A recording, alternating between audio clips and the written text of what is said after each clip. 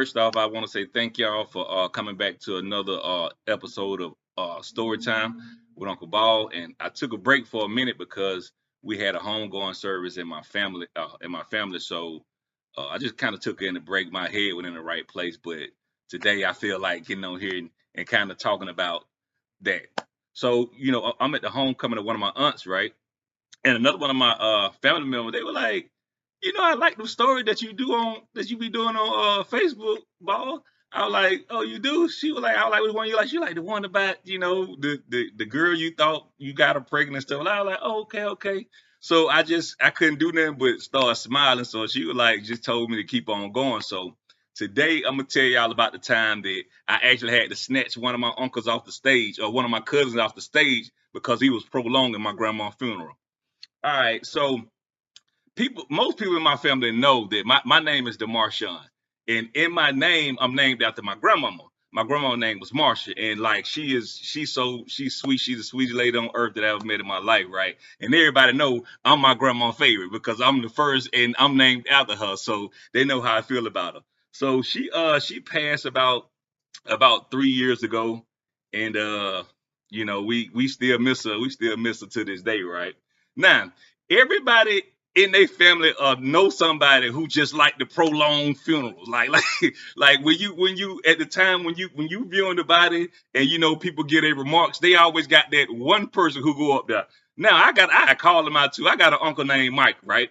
And he been through a lot in his life, but he feel like the need to tell that to everybody, what I'm saying, whatever funeral he go to, right? So now I don't personally witness him take hold of four funerals and turn like four funerals into not just throw it on eight, but I'm just saying two, like four funerals until his testimony. So those times that I was at the funeral, I was like, you know what, I'm here in support of our family. Even though that was part of my family, the funeral that I attended to, like I didn't have no direct involvement. So I just let things play out the way they play out because people have their own way of grieving.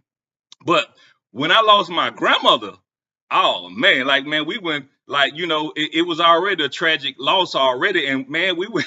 I wouldn't go off on that screen. So my mother, she mustered up enough strength, and my mama took it hard, man. Like my mama took it really hard. So she mustered up enough strength, saying to put the funeral together. Of course, the grandboys and everybody else who played a part into it. So on the day of the funeral, I never forget it was raining, and you know what they say, like when if it's raining on the day of your burial, that means you don't made it up to heaven. So it was raining. So we going to the church where my grandmother body is at, right? So I'm the first one to get up there and have my remarks in. And I'm like, you know what, man, we know how much. And I'm talking about it was packed too.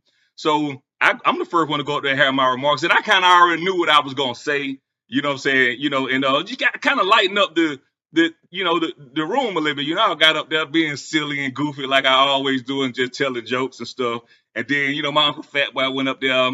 Then my auntie Lil went up there, and like maybe like one or two other people, but everybody was brief, right?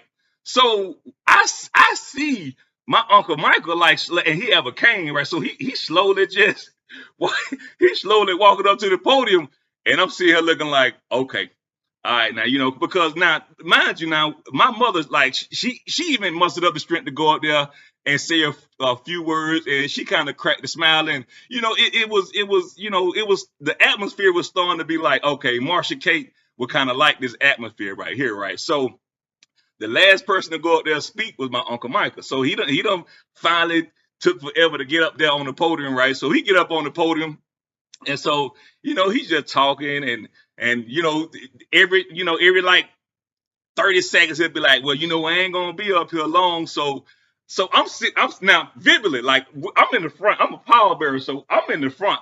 So the second time he said ain't gonna be up here long, my legs started shaking. Like it started shaking real bad. And I just put my hand on my chin like this, right?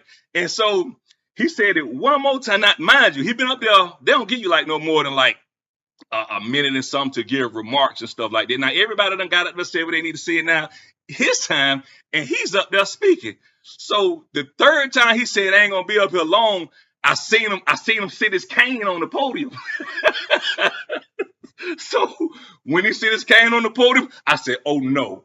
I got up in front of the whole church, in front of everybody, because the longer he started talking and prolonging, my mama started going back into a depressed state. You know what I'm saying? Like in front of the church, and she was visibly just like breaking down. Like, and I'm sitting here, I'm watching my mama, I'm looking at him, and he said, "I ain't gonna be up here long." And he set his cane on the podium. No, sir. So I jumped straight up right in front of the whole church, right? So I walk up there the way he was at, and I didn't say it out loud to where everybody can hear, but I kind of I grabbed him by the shoulder. I'm like, you, you need to wrap this up. You know what I'm saying? We ain't finna be in here all day long. So, I told him that, respectfully, though, because I felt like my mom, like she was in so much pain, what I'm saying, losing her mother, and we know how much, what I'm saying, she loved her. And yeah, my Uncle Mike, he definitely will hold a funeral hostage, man. So, but just this particular time, now, like I wasn't going for it, not for Marshall Case. So I thank you for listening. And that's the time I had to snatch my uncle out of the I think it was the pool pit, out of the pool pit, you know what I'm saying, in front of God, you know what I'm saying, for just prolonging the funeral. So, all right.